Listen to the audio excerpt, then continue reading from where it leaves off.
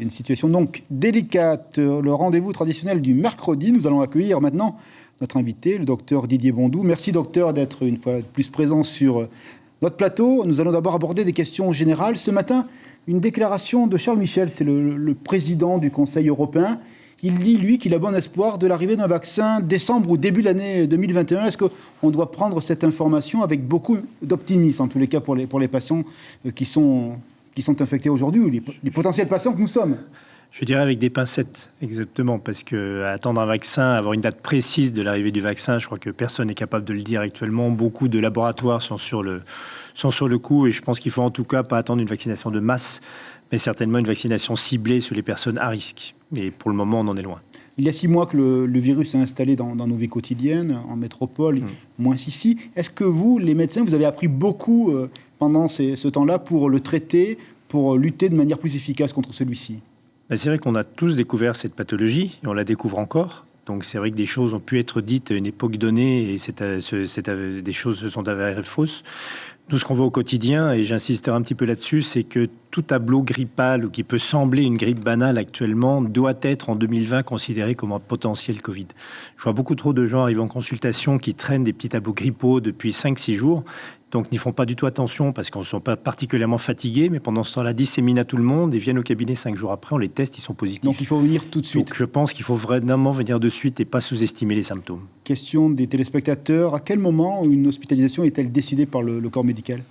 Alors, la plupart du temps, c'est pour des raisons d'aggravation de l'état respiratoire des gens, qu'ils soient, là j'insiste bien, qu'ils soient âgés ou pas. On a des personnes jeunes, des confrères médecins hospitalisés dans des cadres de problèmes respiratoires nécessitant de l'oxygène qui ne peut pas être géré comme ça immédiatement à domicile. Par rapport aux bars, les bars, interdiction totale. Au restaurant, on peut consommer de l'alcool. Un internaute s'interroge. Qu'est-ce que vous lui répondez en tant que scientifique? Je dirais qu'on parle bien d'alcool et pas de gel hydroalcoolique. C'est une boutade, mais il faut bien dire que je crois que l'ambiance n'est pas du tout les mêmes dans un bar et dans un restaurant. J'apprécie les deux, mais il faut avouer qu'on est dans une période où on doit absolument limiter la contamination et la propagation de ce virus. Et dans un lieu où on a plutôt tendance à s'agglutiner, comme dans un bar, on comprend bien que forcément le virus a tendance à se transmettre bien plus facilement que dans un restaurant.